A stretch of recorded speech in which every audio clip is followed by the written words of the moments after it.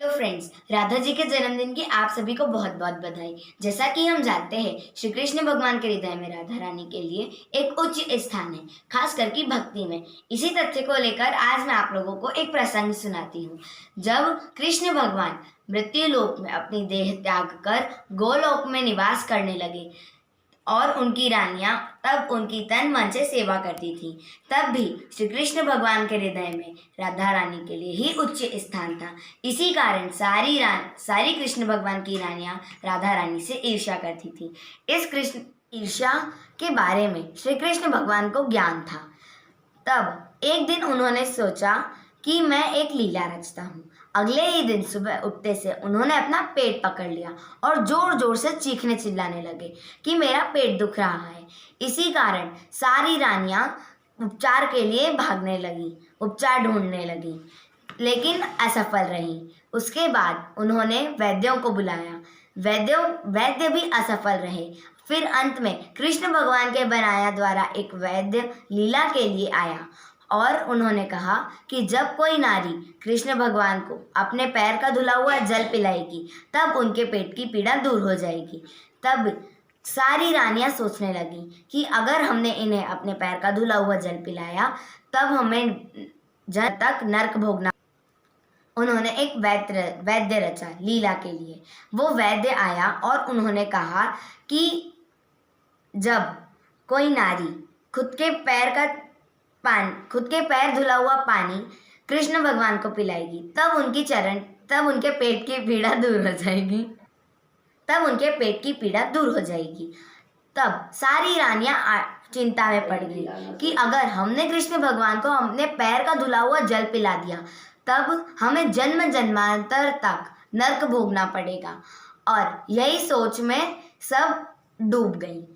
तब और कृष्ण भगवान के पेट की पीड़ा बढ़ती गई।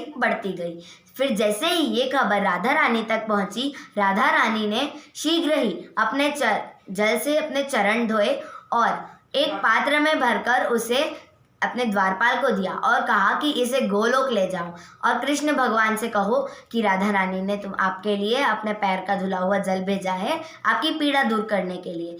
तब वो जो द्वारपाल था वो भागा गोलोक गया। गोलोक में उसने कृष्ण भगवान के द्वार पर आकर द्वारपाल को कहा कि मैं राधा रानी के चरण धुला हुआ जल लाया हूँ, इसे कृष्ण भगवान को पिलाकर उनकी पीड़ा दूर कर दो।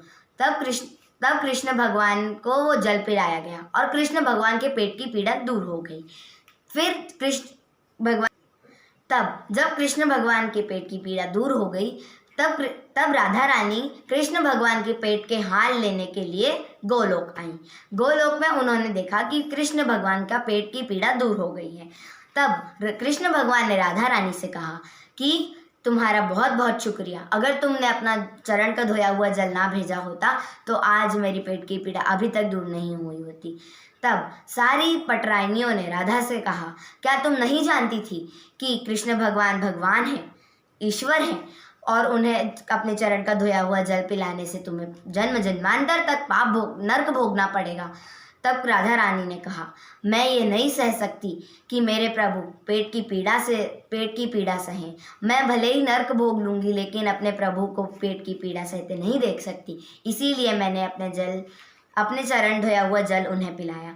तब कृष्ण भगवान ने राधा रानी से कहा, तुम्हें कोई नर्क भोगना नहीं पड़ेगा, क्योंकि ये मैंने अपनी रानियों को समझाने के लिए एक लीला रची थी। तब कृष्ण भगवान ने अपनी रानियों से कहा कि देखो, राधा रानी के लिए मेरे मन में इसीलिए एक उच्च स्थान है कि राधा रानी खुद के बारे में न सोचते हुए हमेशा मेरे बारे में सोचती है।